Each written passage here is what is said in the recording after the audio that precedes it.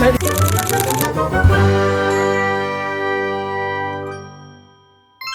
morning! Magluluto na naman po ako. Kaya lang hindi ko alam kung anong klaseng pagluto. Huwag nyo na pansinin tong sili. Kasi mag-freeze ako ng sili. Dahil winter na. So bumibili ako ng mga sili para, lagay nyo sa freezer. Mamaya ipapakita ko sa inyo paano.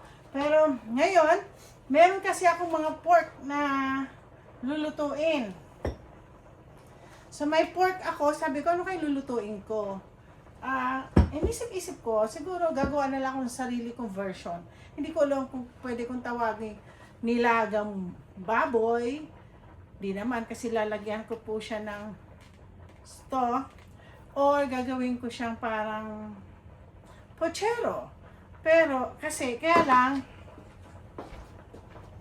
meron po akong mais. Mahilig po ako sa mais. So, iniisip ko, paano gagawin ko? So, ngayon, papakita ko sa inyo kung saan ko iluluto. Iluluto ko po siya dito. Sa aking palayok. Sana po sila ay magkasya-kasya. Nagtataka kayo kung ano itong niluluto ko. Nagluluto po ako ng beans. Malaking beans na isasama ko diyan. Kaya lang po, dapat kasi garbanzos, wala akong, sa tingin ko kukuha na naman po ako ng garbanzos para anytime magluto ko, meron na naman akong garbanzos. Na first time na meron ako nakulangan, alam niyo naman, parang grocery ang aking kusina. So, mag-i-store na ako kasi naubusan na po ako ng sili sa ref ko, frozen. Ngayon, tatanggalin ko lang po to. Tapos, habang naghihintay ako, hindi pa malambot yung beans. So, alam niyo po tayo, kailangan natin kumain ng beans.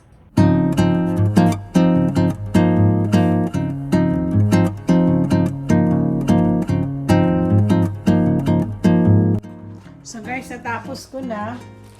Ito, dalawang ginawa ko kasi isa sa office, isa sa office at isa sa aking dito sa bahay. Kasi papakita ko sa inyo yung ginawa ko. May ginawa na po ako na meron na siyang sili at saka bawang. Ayan, suka. Pero alam niyo, super anghang nito. Gawin niyo. Alam niyo, actually, no January ko pa yata ginawa last year. Marami pa siya. So guys, let's start the ball rolling. Siyempre, gagawin natin regular din po siya. Regular na dito po tayo maglagay ng oil.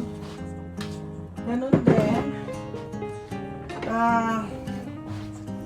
Pero alam niyo, madali po siyang uminit din. Marami po ngayon nagtatanong sa akin kung saan ko daw talaga binili ito. So, lalagyan na natin na hindi pa pala mainit. Akala ko mainit na. Okay. Oo nga, medyo matagal nga ang pag-ano dito. Mag-brown ang garlic. Pero okay lang. Nasa malasa natin yan.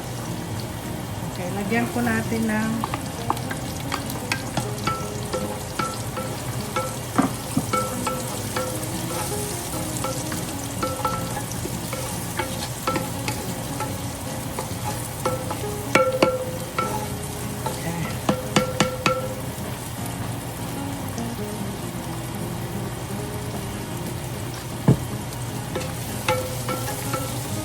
natin na po ng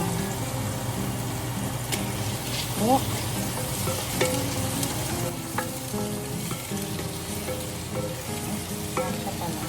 Kala ko di kakasya yung pork dito.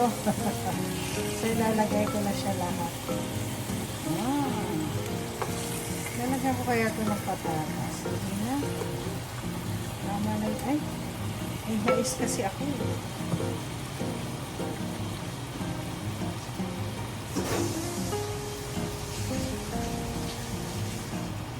Ay, ang laki. Napakalaki po ng aking ng aking palayok. Kaya, sana po maluto po ang mga baboy na ito. So what I'm gonna do is, bago pala tatakpan, lagyan po natin ng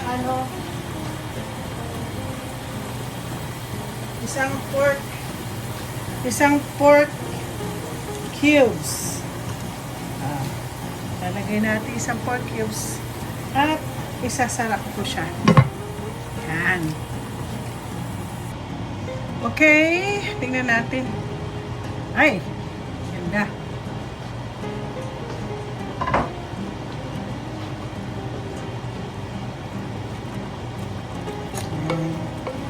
Lalagyan na natin po ito ng konting pangsabaw para maganda siya.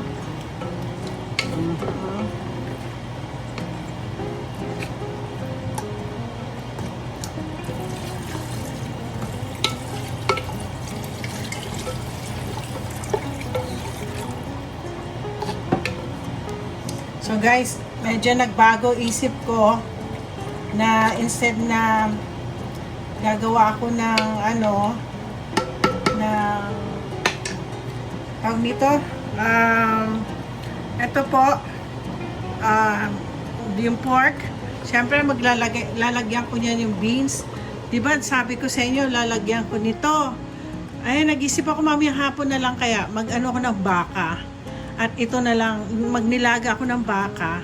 At ito lalagay ko. So, punta na ako sa patatas ngayon. Okay, buksan na natin kung kumukulo. Yay! Kumukulo na nga. Ngayon, gagawin ko, ililipat ko po dito sa kumukulong ito. Malambot na sana yung karne, ano?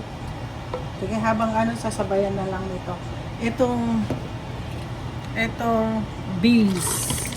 Diyan ko na nilagyan ng ng tawag nito. Yan.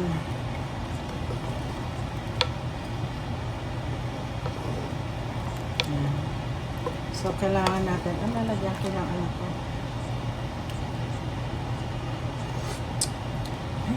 Okay. Nilagyan ko na to ng pepper, Oo, nilagyan ko na. Para lagyan natin ulit.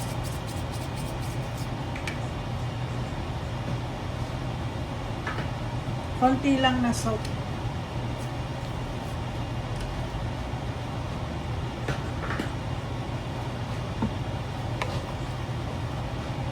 Yan, pakukuluan po natin uli. Yung lutong-luto na po yung ay! Wala madalas po ako naglalagay ng laurel. Sa mga soup ko kasi nilalagyan ko ng bay leaf. Kahit isa lang.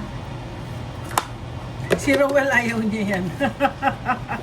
ayaw niya yung bay leaf. Okay, lalagyan na natin yung patatas. Change ko mind ko Ayaw kong lagyan ng mamaya magluluto na lang po ako ng nilaga. Doon ko ilalagay yung mais. Yeah. Ayan. Nagbo-boil na. Nilagay ko na pati patatas. Parang tignan natin po kung kung anong lasa pag iniluto sa palayok. Ay, sarap. Sarap. Pati yung mga beans, nakita niyo po, pati beans. Yung nga lang po, ang mahirap lang sa palayok, matagal. Okay. Lagyan natin ng cabbage. Sarap na nito.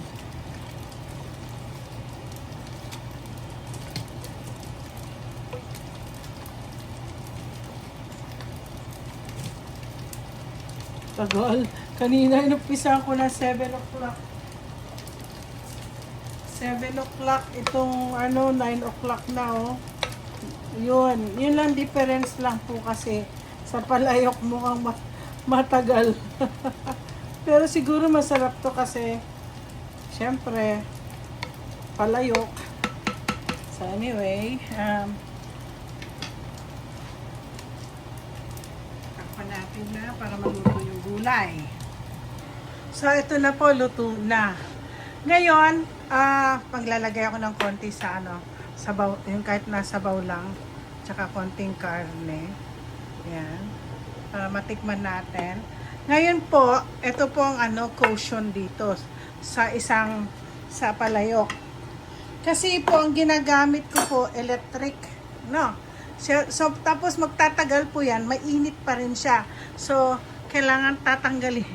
Ilipat ninyo ito dahil po the reason why pag nasunog definitely masusunog yung baba.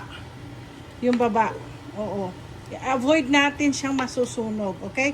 Huwag niyong iiwanan, lalo na isa kung meron akong palayok na para sa kanin. Nag-init lang po ako, sunog. So, mabilis po siya. So, ngayon, tikman natin ng konti ang aking, hindi ko alam ang papangalan ko. Ito, pochero ala Mariton. Ito na po. Titikman po natin.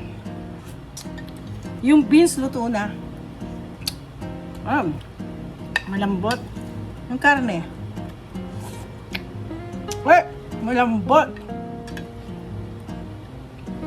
Malambot yung karne. So anyway, subukan nyo po. Masarap siya. Anyway, don't forget to like and subscribe.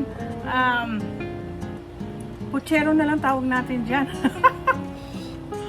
Siguro abangan nyo na lang magnilaga ako para maluto ko yung aking ang aking corn. Okay, bye-bye. Thank you for watching.